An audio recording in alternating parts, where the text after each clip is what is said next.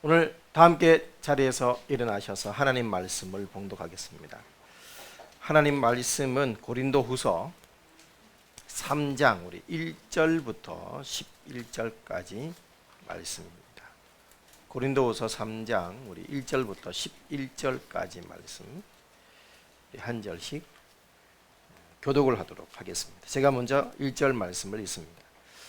우리가 다시 자천하기를 시작하겠느냐? 우리가 어찌 어떤 사람처럼 천거설을 너희에게 붙이거나 혹 너희에게 맞거나 할 필요가 있느냐? 너희가 우리의 편지라 우리 마음에 썩고 무사람이 알고 있는 거라.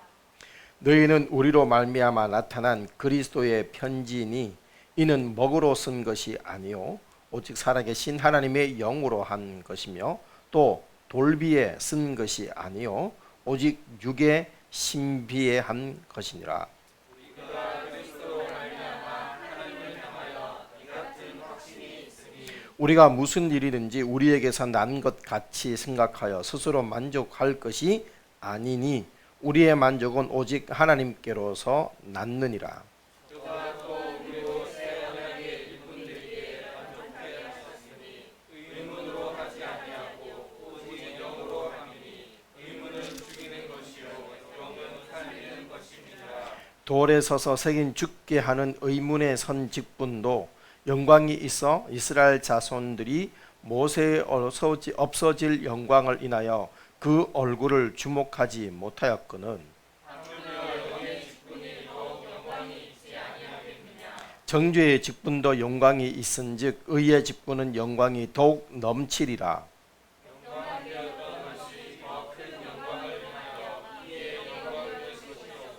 같이 읽겠습니다. 없어질 것도 영광으로 말미암았은즉 길이 있을 것은 더욱 영광 가운데 있느니라. 아멘. 자리에 착석하시겠습니다. 오늘 말씀의 제목으로 다 함께 선포하겠습니다. 함께 읽겠습니다. 시작. 성령으로 써 내려가는 편지. 오늘 성령으로 써 내려가는 편지라는 제목으로 하나님의 은혜를 함께 시간 누리기를 원합니다. 제가 오늘 분이 글을 읽다 보니까 서울대학교에서 구도 소성공으로 일하시는 어떤 할아버지 한 분에 대한 이야기를 읽었어요. 어떤 분이 서울대 졸업을 하고 고시에 드디어 패스를 해서 법관을 이렇게 하게 되는데 그래서 10년 만에 학교에 다시 찾아가게 됐답니다. 근데 10년 전 수선을 하시던 그 할아버지가 여전히 그 자리에서 구도 수선을 하고 있는 것을 보면서 조금의 친분이 있던지라 할아버지한테 우스갯소리로 말을 했대요. 할아버지 이제 돈 많이 버셨는데 이제 좀 쉬셔야죠. 다른 일을 하시든지 이렇게 얘기를 했답니다. 그랬더니만 이 할아버지가 버럭 화를 진지한 화가 아니고 큰 소리 치면서 하는 말이 내가 여기서 구도 수선을 하니까 이 학교에서 판검사도 나오고 의사도 나오고 그러는 거요. 내가 없으면 안 돼. 이 근자감 당당한 그 아저씨의 모습을 보면서 참 그래 무슨 일을 하든지 이렇게 자긍심을 가져야 되는구나. 여러분 물건을 하나를 팔아도 내가 이걸 팔아야 대구 시민들이 행복한 거야 이런 당당한 자신감을 가지고 팔아야 되는 것이죠. 여러분 교회에서 우리는 작은 직분들도 또 큰 직분들도 맡고 있습니다. 내가 이 직분을 통하여서 하나님께 영광이 된다라는 이 자긍심이 저희에게는 있어야 될 것 같습니다. 오늘 본문의 사도 바울은 자기는 새 언약의 일꾼이라는 자긍심을 가지고 아주 영광스럽게 생각하는 것을 오늘 본문을 읽으면서 여러분께서 느꼈을 것입니다. 여러분 사도 바울은 이 직분을 위해서 정말 평생을 다하여서 사명을 감당을 했었지요. 여러분 고린도 후서를 보면서 사도 바울은 상당히 많은 비유들을 사용을 합니다. 그리고 그 비유가 정말 주옥 같아요. 여러분 지금까지 우리가 읽어오면서 봤던 사도 바울의 비유들이 어떤 것이 있습니까? 우리가 지난주 봤던 너희는 그리스도의 뭐라? 향기다 라는 표현을 썼죠. 그리고 또 토기를 어디에? 토기에 뭘 가졌다? 진주를 가졌다 라는 표현을 쓰기도 하고, 또 우리 몸을 장막집이다 라는 표현을 쓰기도 했습니다. 여러분, 그러면서 오늘 본문에서는 이제 고린도 성도들에게 너희는 뭐라고요? 그리스도의 향기라고 했던 사도 바울이 너희는 그리스도의 편지다 라는 그런 비유를 합니다. 자, 너희는 그리스도의 편지다. 자, 누구에게 쓴 말일까요? 고린도 성도님들에게 쓴 말입니다. 그리고 오늘 이 고린도후서를 읽고 있고 또 이 말씀을 대하고 있는 저와 여러분도 너희는에 다 함께 포함되어 있는 줄 믿습니다. 저와 여러분은 그리스도의 뭐라고요? 편지입니다. 자, 그리스도의 편지. 근데 이 편지는 어떻게 써 내려가야 된다고요? 오늘 제목, 성령으로 써 내려가야 되는 편지입니다. 여러분, 사도 바울은 고린도에서 1년 반 동안 사역을 했다고 했죠. 그래서 해산하는 수고를 하면서 고린도 교회를 힘겹게 그렇게 소위 말해서 개척을 하고 그렇게 세웠습니다. 그리고 난 다음에 다른 지역으로 떠나게 되었었는데, 그런데 이 고린도 지역에 누가 왔다? 소위 말하는 거짓 교사들이 찾아왔습니다. 그들은 이 거짓 교사들이 올 때 나름대로 예루살렘에 있는 권위 있는 율법 기관들의 추천서를 가지고 와서 영적인 권위를 자랑을 했습니다. 당시 사도 바울이 가장 경계했던 거짓 선생들은 아마 예루살렘 교회에서 시한폭탄처럼 여기저기에서 돌쑤시고 다니고 있는 바로 유대 전통 율법주의자들이었을 것으로 대부분 그렇게 추측을 합니다. 여러분, 그들이 했던 주된 내용이 뭡니까? 예수 그리스도를 믿는 것은 중요하지만 믿음만으로 구원받는 것은 아니다. 뭘 해야 된다? 율법을 지켜야 된다. 특별히 이방인들 다 할례 받아라. 이렇게 주장을 한 것입니다. 여러분, 유대교 입교하기 위해서는 반드시 하나님 백성 되기 위해서는 할례를 받아야 됐죠. 그들이 특별히 저는 그들이 어떤 잘못된 의도를 가지고 있을 수도 있습니다만은 평생을 하나님 백성이 되기 위해서 할례를 받는다. 이 자긍심만으로 살아왔던 그들이 그 전통을 내려놓고 믿음만으로 이방인들이 하나님 백성이 돼. 이건 사실 받아들이기가 힘든 거예요. 받아들이기. 처음에 사실 우리도 비대면 예배를 고민을 할 때 여러분은 어떤지 모르지만 저는 고민하고 한 주 내도록 또 고민했어요. 그때가 또 하필 또 우리가 안수 안수 예배를 드리기로 했고, 김지한 목사님도 코로나가 대수냐 예배가 중요하지, 자기는 무조건 부르면 간다 그렇게 하시고, 근데 성도님들은 자꾸만 연락이 옵니다. 이렇게 대구 시민을 위하여. 아직 그 고민을 평생을 주일 예배를 드려왔는데 이것을 비대면으로 한다. 사실 참 힘든 고민이죠. 그런데 유대인으로서 예수 믿는 하나님의 백성으로서 평생 할 일을 그 자긍심만으로 가져왔는데 그거 없이 하나님 백성이 된다. 그러니까 유대 율법주의자들은 그게 받아들일 수가 없는 사상이고 가치였던 것이죠.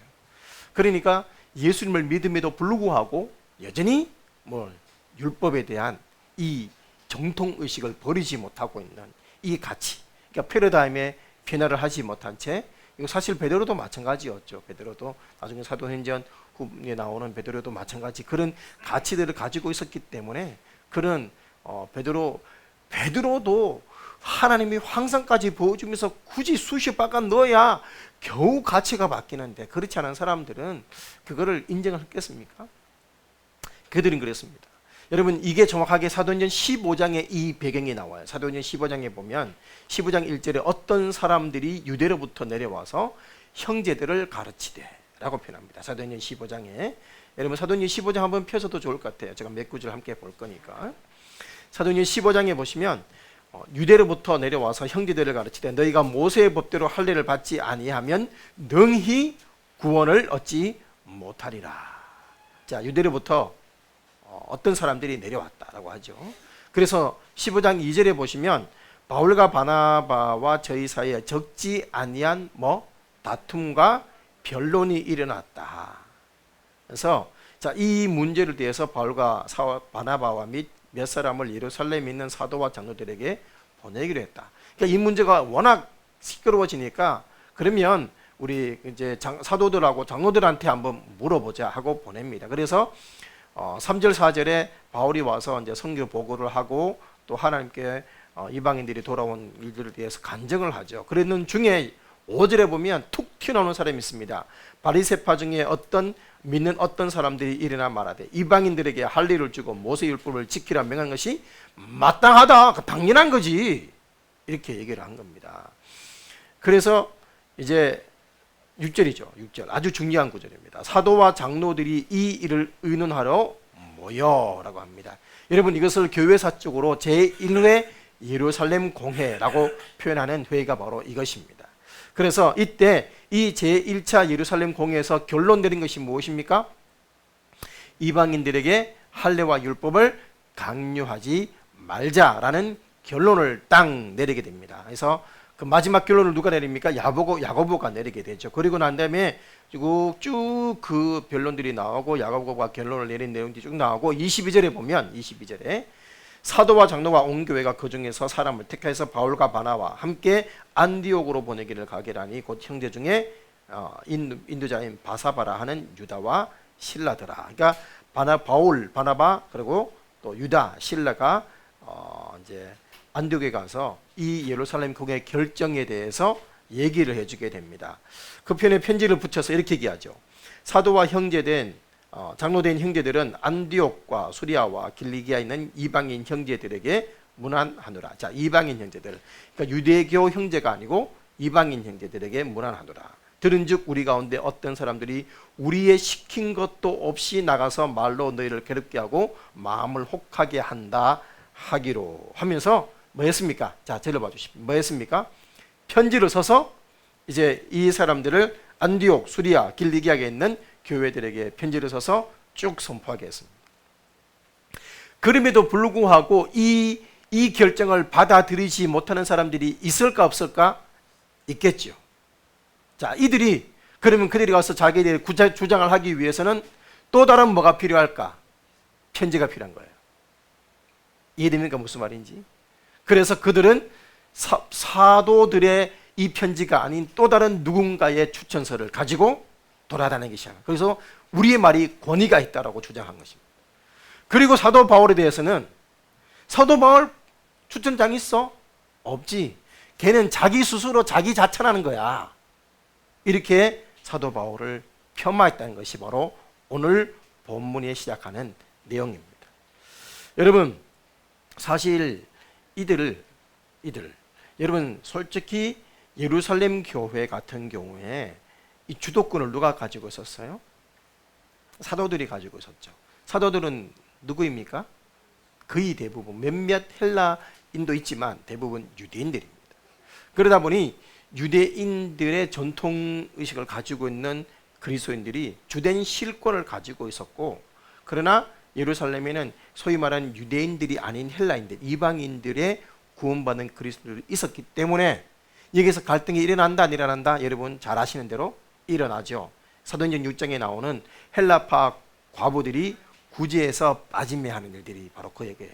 그래서 기독권들은 히브리파에 가 있다 보니까 히브리파 과부들은 구제를 받고 도움을 잘 받는데, 근데 주된 실권을 누가 가지고 있다? 유대인들이 가지고 있어. 근데 헬라파들은 소위 말하는 뭐가 없어. 백도 없다 보니까 자꾸만 순위에서 뒤처지는 거죠.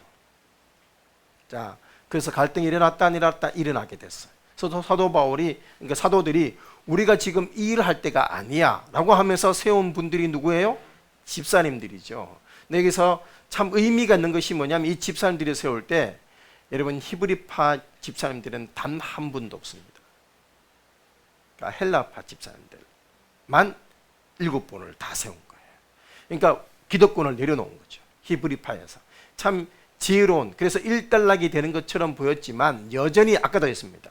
예루살렘 공회가 일어날 때까지도 여전히 그들은 이 갈등들을 가지고 있었고, 그들은 가는 곳마다 자꾸만 사건들을 일으켰던 존재들이었습니다. 고린도 교회뿐만 아니라 사실 갈라디아 교회도 마찬가지지요. 갈라디아 교회, 여러분 심각한 신학적인 문제를 초래할 정도로 율법주의자적인 그 사상을 가진 기독교인들이 유대 그 갈라디아 교회에 찾아와서 주장을 합니다. 이것을 가지고 흔히 우리는 뭐라고 해요? 갈라디아주의라고 얘기하죠. 똑같습니다. 믿음으로 구원받지만 율법을 지켜야 구원을 유지할 수 있다. 이게 갈라디아주의입니다. 근데 문제는 2020년 오늘날 한국교회의 이 사상이 너무나 판을 치고 있습니다.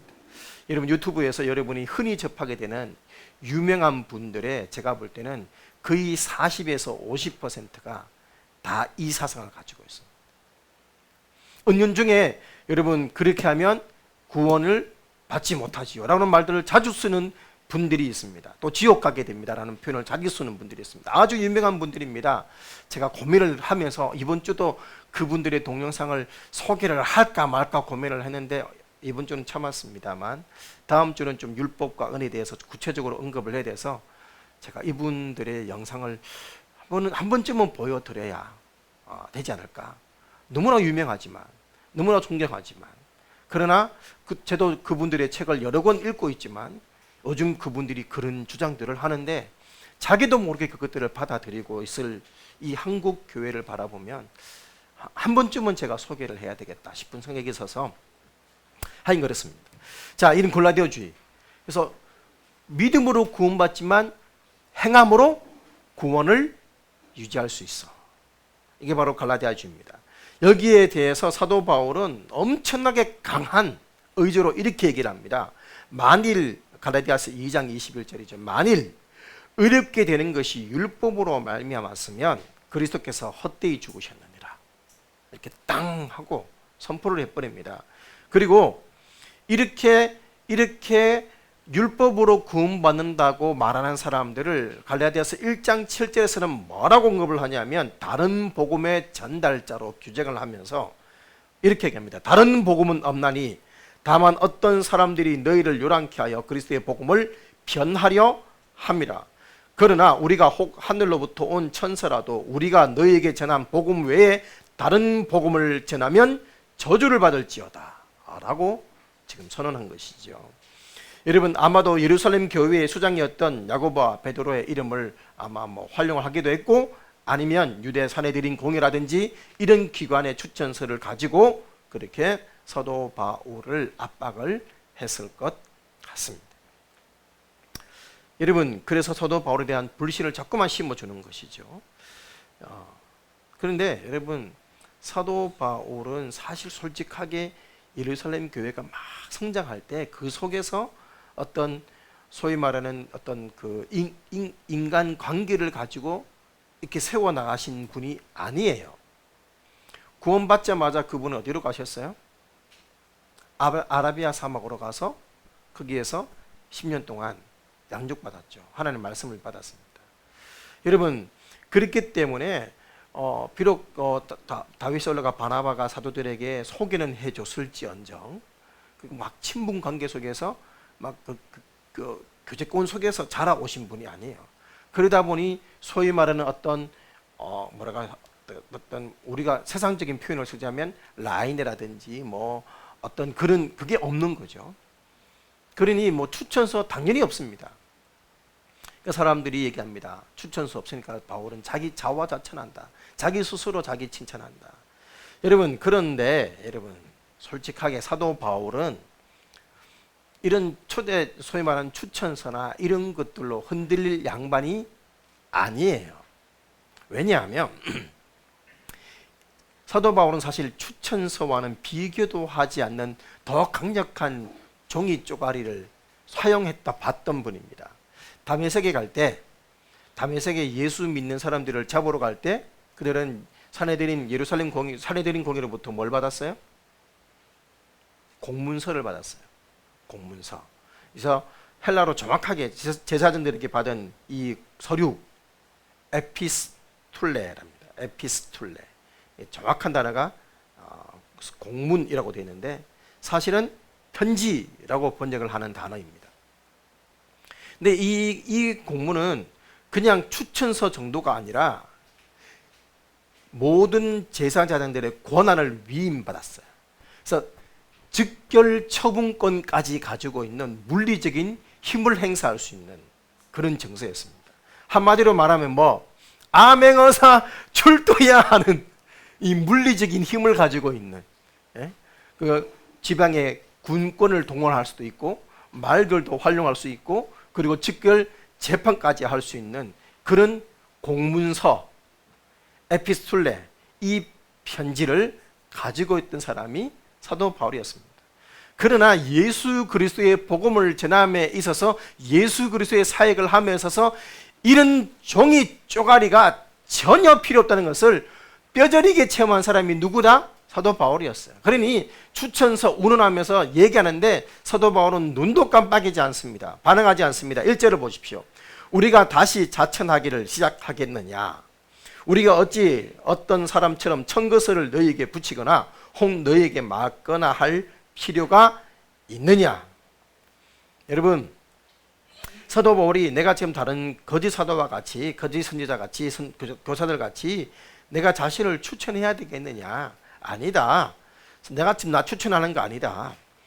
여러분, 바울이 이미 복음을 전하면서 예수 그리스도의 복음을 전했고 그 복음으로 말미암아서 고린도 교회에는 어떤 역사가 일어났어요? 예수님을 영접을 했고 구원받았고 성령께서 역사하셔서 풍성한 성령의 열매들도 일어났던 변화의 역사들이 일어난 교회가 고린도 교회였습니다. 물론 그 이후에 여러 가지 거짓 교사라든지 등등으로 인해서 많이 좀 교회가 고린도 교회가 좀 힘들어지고 어렵고 많은 문제가 발생하기는 했지만 그랬죠. 그래서 이미 그렇게 구원받은 것으로 사도 바울의 진정성, 사도 바울의 사도됨의 증거는 이미 증명되었다. 사도 바울은 지금 이 이야기를 하고 싶은 거예요. 자, 2장 후반부에서부터 쭉 오랫동안 계속 나오는 게 제가 고린도후서 내용이 뭐라고 해서 사도 바울의 사도권에 대한 변호라고 했죠. 그래서 오늘 3장에서는 사도 바울의 변호권은 추천서가 아니라 바로 뭐다? 고린도 성도들이다 라고 얘기하는 것입니다. 여러분, 지금 사도 바울은 다른 사람들처럼 자화자찬하는 것도 아니고 다른 어떤 사람처럼 청거서 또 내가 지금 쉽게 말해서 내가 지금 예루살렘에 가서 12사도 중에 어떤 누구 추천서 굳이 내가 가져와야 되겠냐? 이 말인 거죠. 쉽게 말하면. 여러분, 그러면서 나는 그런 추천서가 필요 없는 사람이야. 왜? 2절을 보십시오. 2절. 너희가 우리의 편지라. 너희가 우리의 편지라. 우리의 마음에 썩고 무사람이 알고 있는 바라. 이렇게 선언합니다. 자, 여러분 저를 봐주십시오. 추천서가 아니라 사도 바울은 편지라는 단어를 썼습니다.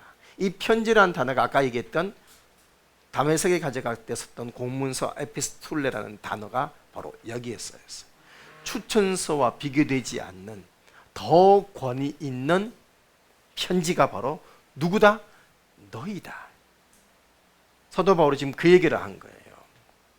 근데 이 추천장, 이 서신은, 이 편지는 너희도 알고 주변 사람들도 다 너를 통해서 보았다. 그러므로 나는 너희가 추천서지 내 권위는 너희가 인정해 준 거야. 사도 바울의 논리가 지금 이해됩니까? 무슨 말인지 바로 그 얘기입니다.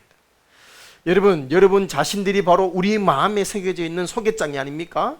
그것은 누구나 다 통하는 소개장이고 누구든지 읽을 수 있는 소개장이에요. 이게 바로 고린도후서 3장 2절의 내용입니다.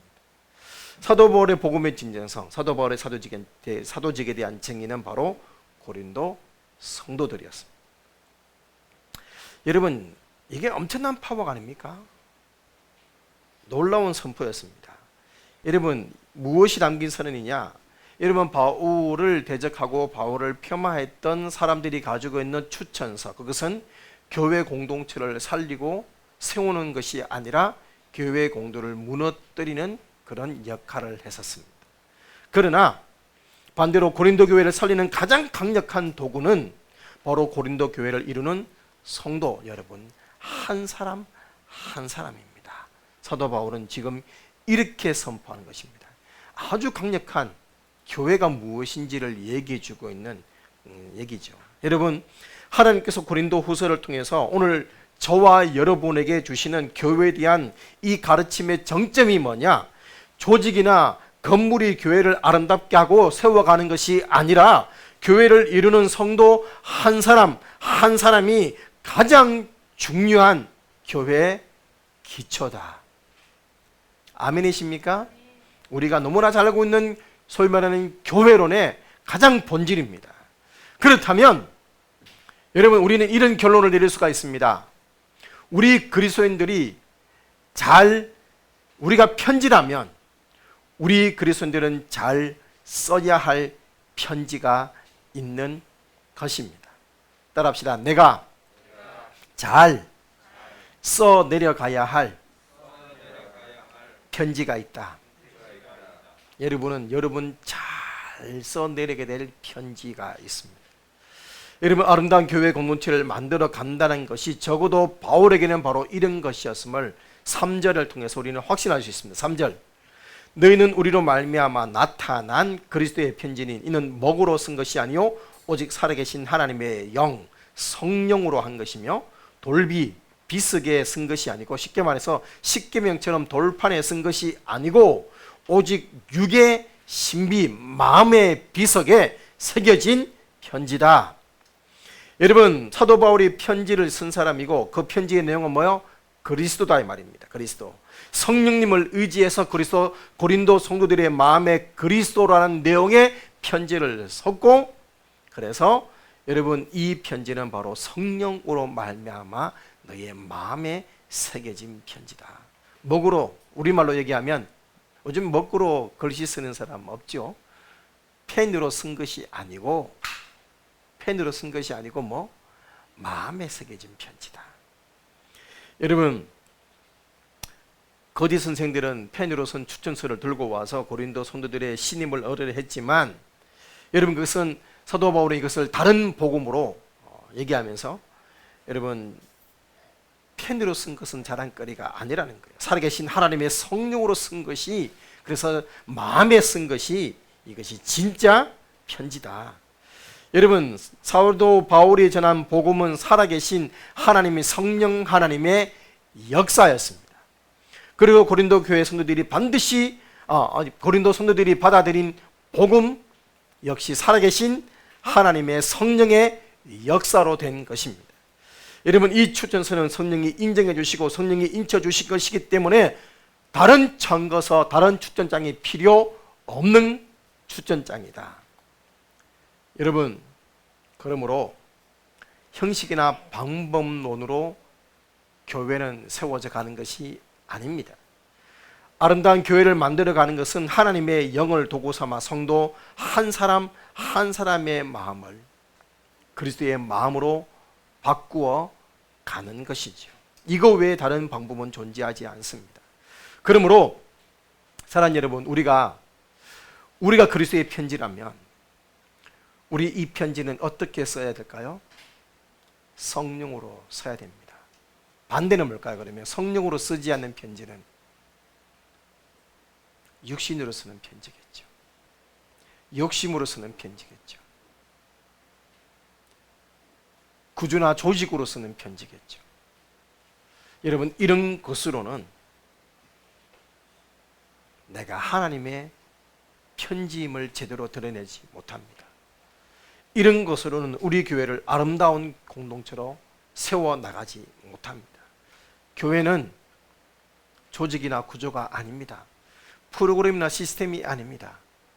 교회는 여러분 한 분 한 분에게 달려 있습니다. 여러분이 바로 교회이기 때문입니다. 여러분, 고린도전서 3장 16절 17절 말씀 기억하십니까? 암송하시겠죠? 너희가 하나님의 성전인 것과 하나님의 성령이 너희 안에 거하시는 것을 알지 못하느뇨? 누구든지 하나님의 성전을 더럽히며 하나님이 그 사람을 멸하시리라. 하나님의 성전은 거룩하니 너희도 거룩하니라. 여러분, 하나님의 성전인, 거룩한 성전인 내가 하나님의 거룩한 형상을 만들어 나가는데 성령 하나님의 역할 없이 어찌 이것이 가능하겠습니까? 하나님의 교회 공동체를 하나님이 기뻐하는 공동체로 만들어 가는데 성령 하나님의 역사와 간섭 없이 어찌 이것이 가능하겠습니까? 사랑하는 여러분, 성령으로 사역하는 교회가 되었으면 좋겠습니다. 성령으로 써내려가는 편지의 삶이 되었으면 좋겠습니다. 그러기 위해서는 필요한 것이 뭘까요? 여러분, 성령으로 써내려간 편지가 되기 위해서 우리에게 필요한 것이 바로 성령 하나님께 민감해야 되는 것입니다. 성령 하나님께 민감해야 되는 거예요. 여러분, 저를 봐주십시오. 우리 성도님들 중에서도 또한 우리도 많은 경험들이 있습니다만 최근에 코로나 이후에 여러 가지 고민들도 많고 생각들도 많고 그래서 어느 목사님이 이 코로나 상황 때문에 너무너무 화가 나더라는 거예요. 지금 코로나로 해서 예배를 드렸는데 예배를 드리지 못하고 비대면 예배를 드리는 그 상황이 너무 속상하고 너무 화가 나고 또 이렇게밖에 할 수 없는 그 어떤 정부의 방침에 또 화가 나고 그러다가 몇 달이 지나갔는데 성도들에게 막 화가 나더라는 거예요. 그러니까 방역 지침 그러고 막 그러면서 방역 지침 그렇게 교회는 잘 지킬 걸로 애를 쓰는데 본인들은 정작 할 것 다 하고 갈 때 다 가고 마트 다 가고 다 하면서 방역 다 지키는 현장 예배는 안 오면서 온라인 예배에 익숙해져 있는 성도들을 보니까 이건 또 아니지 막 하면서 성도들한테 막 화가 나더라는 거예요. 막 아니 뭐 자기들은 할 것 다 하고 가장 중요한 예배는 왜 못 드리는데 그거는 뭐 방역 그러면서 안 오고 자기들은 다 가고 하나님이 왜 후순위가 돼야 되냐 막 화가 확 나더라는 거예요. 그래서 막 주체할 수 없는 마음으로 하나님 말씀을 읽는데 문득 시편 92편 5절 6절이 눈에 확 들어오더라는 거예요. 시편 92편. 여호와여 주의 행사가 어찌 그리 크신지요. 주의 생각이 심히 깊으시니이다.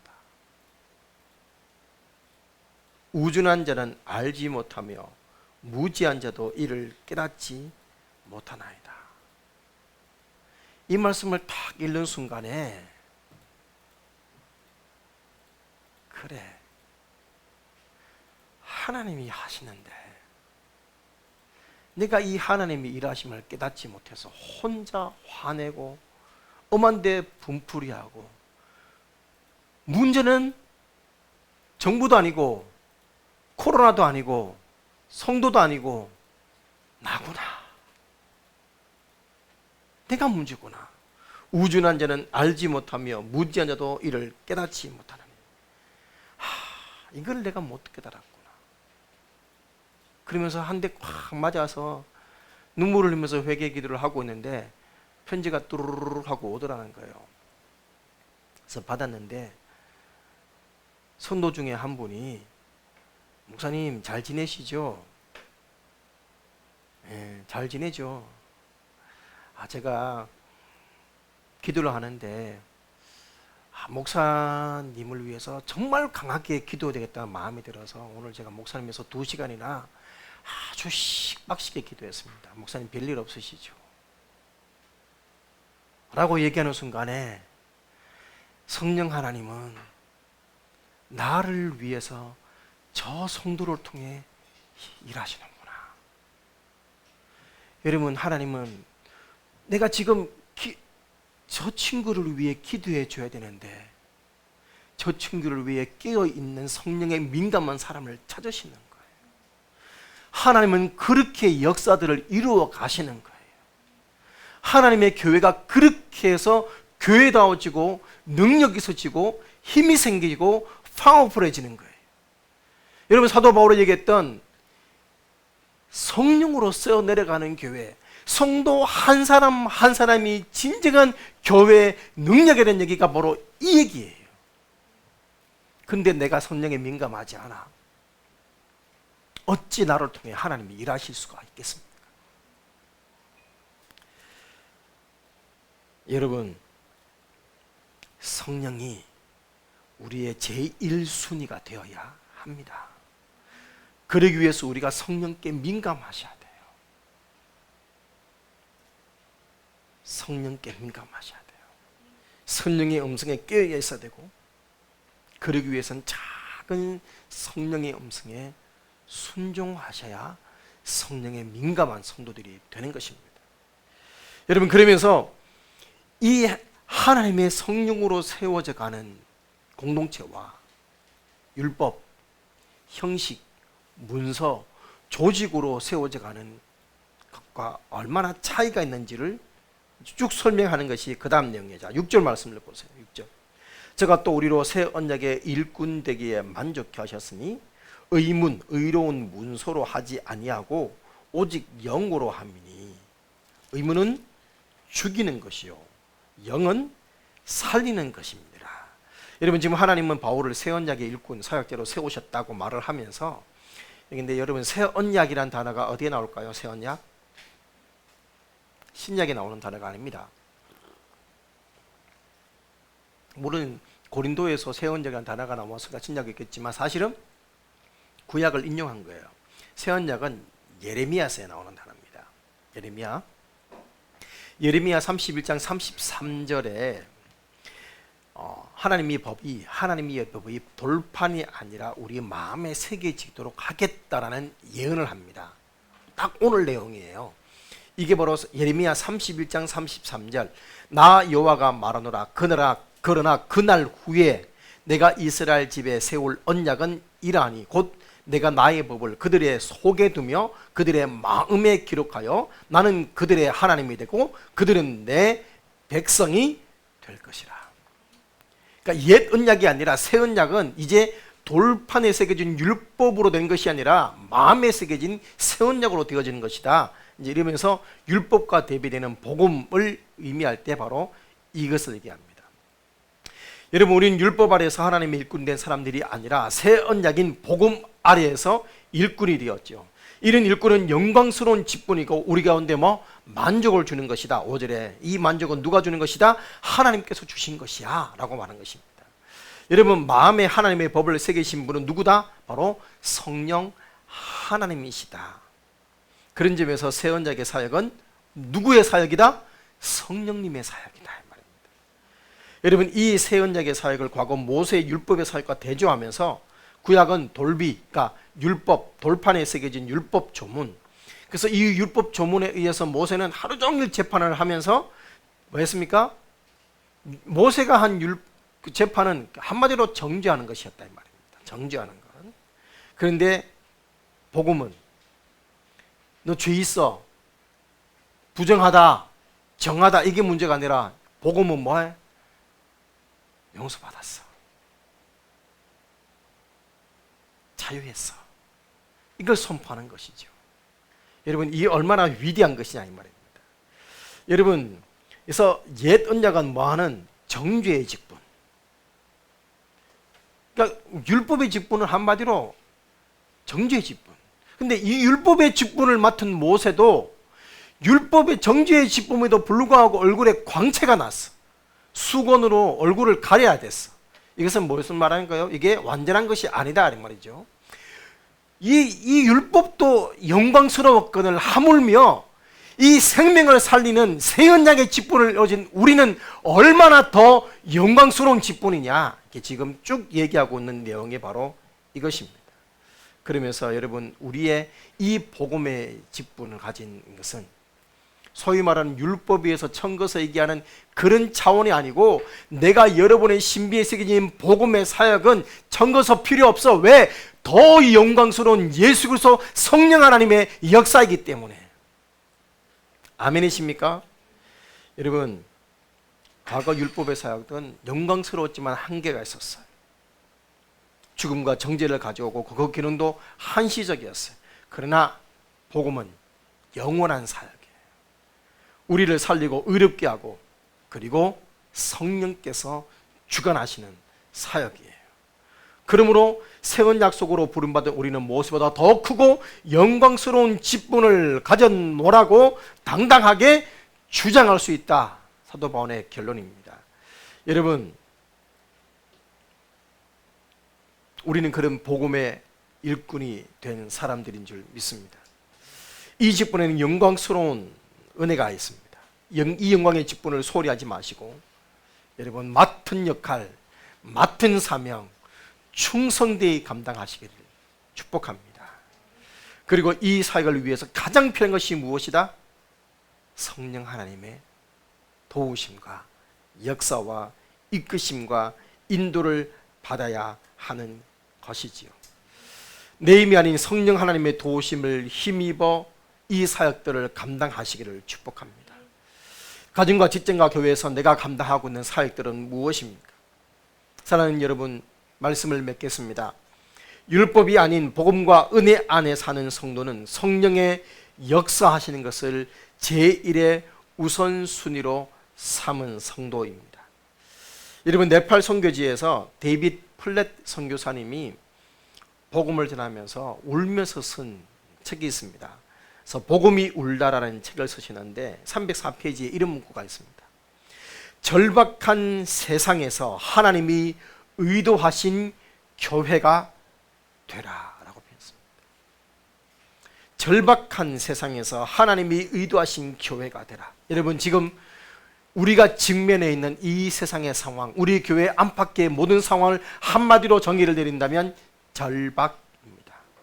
제가 어제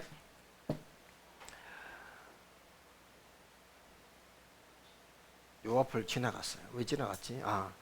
어떤 지나가는데 달구벌 대로를 지나가는데 어제는 사람들이 걸어서가 아니라 차 위에 다들 깃발 두 개씩을 달고 막 그 메가폰으로 홍보를 하면서 그래서 이제 소위 말하는 시위를 했습니다.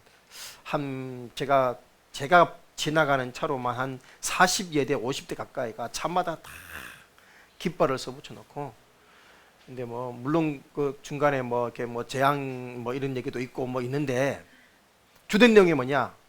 소상공인이 죄인이냐? 소상공인이 죄인이냐? 소상공인 여러분 힘내십시오. 다 소상공인이라는 단어가 가장 많이 보였어요. 그 말은 무슨 말이에요? 지금 절박하다 이 말이에요. 어떤 분이 얘기했어요. 코로나는 심야에만 일하냐? 왜 낮에 일하는 직종들은 다 일하는데 밤에 먹고 사는 우리는 왜 못하게 하냐 이거죠. 쉽게 말하면 코로나는 밤에만 활동하냐? 왜 밤만 자꾸 통제하냐 이거죠. 소상공인 입장에서는 먹고 살고 싶은데 이는 밤만 자꾸 통제하니까 그럼 낮에도 통제 좀 해라. 그럼 낮에 일하는 사람들은 왜 밤에 일하는 우리만 죄인이냐? 이 말 한 거예요 지금. 그러니까 한마디로 절박하다 이거죠. 교회도 그러하고 여러분 뭐 사실 저희 교회 같은 경우는 특별하게 많이 힘들지는 않습니다. 재정적으로 하나님의 은혜로 크게 막 없습니다만은 제가 아는 우리 친교회만 해도 재정이 3분의 1 반토막 난 교회들이 수두룩합니다. 어떻게 예배를 인터넷 드린다고 헌금을 안 해요? 우리는 너무나 당연한 건데 근데 그렇지가 않은가 봐요. 그러니까 그런 교회들 입장에서는 선교비 대부분 다 삭감되고 중지돼 버리는 거예요.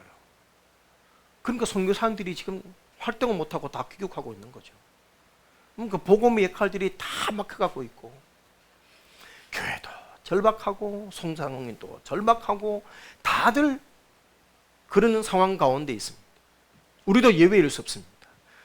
그런 절박한 상황 가운데 하나님이 의도하신 교회, 하나님이 의도하신 성도, 그러려면 목사도 성도도 성령 하나님의 일하심에서 깨어 있어야 합니다. 성령의 역동하심이 우선입니다. 어떤 영적 공식이 흔들리지 않아야, 이 영적 공식이 흔들리지 않아야 우리는 우리 스스로가 하나님의 편지라는 이 영적 자존감을 갖는 교회를 만들어 갈 수가 있는 것입니다. 건강한 교회는 성령의 역동적인 일하심을 제1의 우선순위로 삼는 교회임을 다시 한번 마음에 새기시기 바랍니다.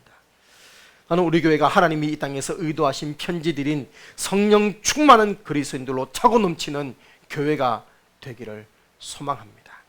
나는 우리 교회가 성령이 자유자재로 역사하시는 그런 도구가 되기를 기대합니다. 그러기 위해서 매일 성령 하나님께서 여러분의 마음판에 하시고자 하는 일을 마음껏 기록하는 그런 성령께 깨어있는, 성령으로 써내려가는 편지, 그런 그리스도인들이 되시기를 주님의 이름으로 축원합니다. 찬양하시겠습니다.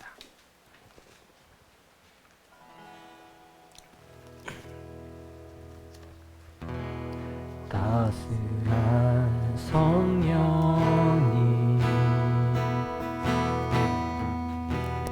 마음으로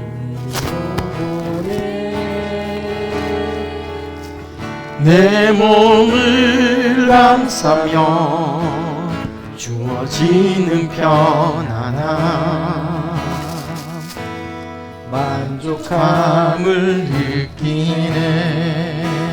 신 곳에서 난 예배하네. 어떤 상황에도 나는 예배하네. 부르신 곳에서 나는 예배하네. 어떤 상황에도 나는 예배하네. 내가 사랑과 진리에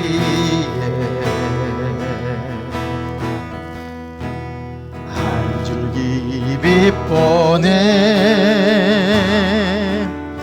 내 몸을 감싸며 주어지는 편안함, 그 사랑을 느끼네. 부르신 곳에서 나는 예배하네. 어떤 상황에도 나는 예배하네. 부르신 곳에서 나는 예배하네. 어떤 상황에도 나는 예배하네.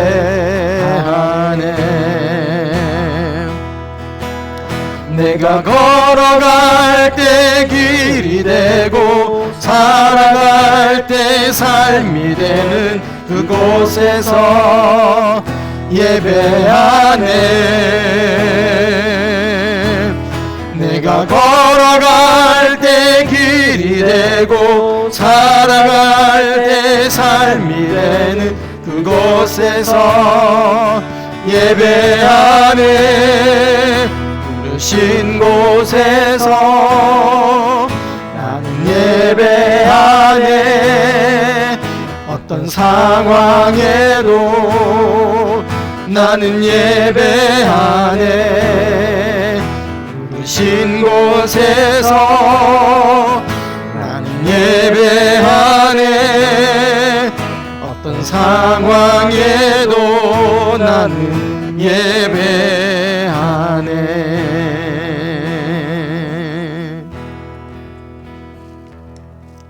사랑하는 성도 여러분,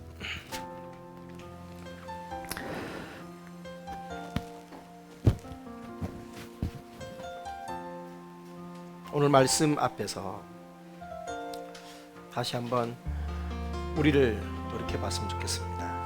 하나님께서는 오늘 고린도후서 말씀을 통해서 말씀하셨습니다. 우리는 뭐라고요? 그리스도의 편지입니다.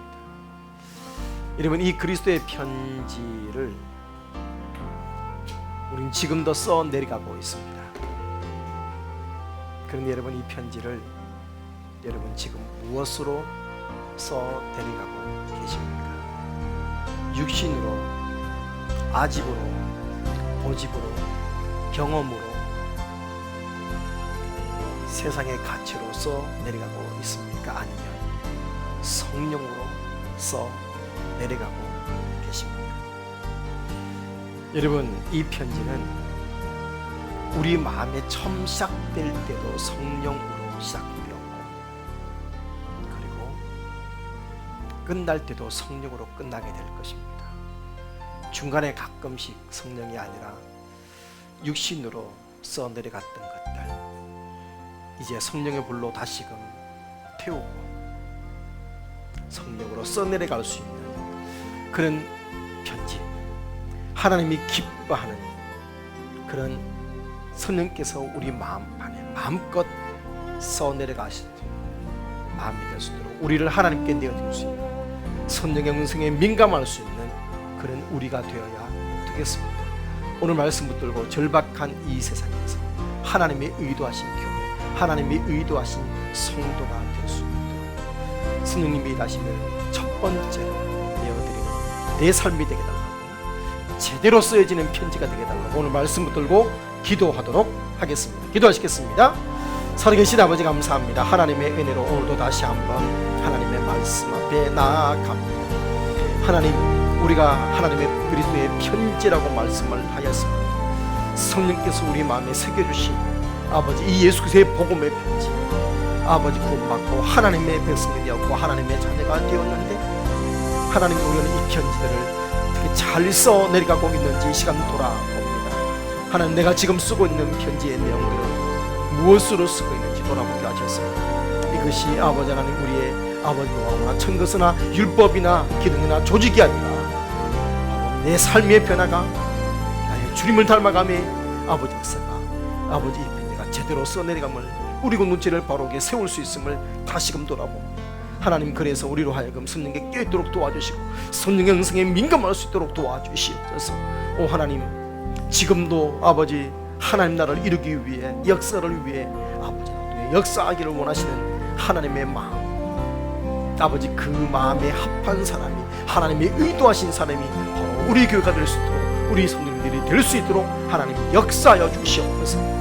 우는 사자같이 두루다니며 삼계자를 찾는 그 마귀의 밥이 되는 그런 우리의 삶이 아니라 하나님께서 마음껏 역사할 수 있는 통로가 될 수 있도록 하나님 역사해 주시옵소서. 우리 열린 문교회를 사용해 주시옵소서. 아버지, 그런 아름다운 성령으로서 내려가는 편지의 삶이 될 수 있도록 도와주시고, 주님께서 원하시는 그런 건강하고 아름다운 공동체가 될 수 있도록 우리를 역사해 주시고 함께해 주시옵소서.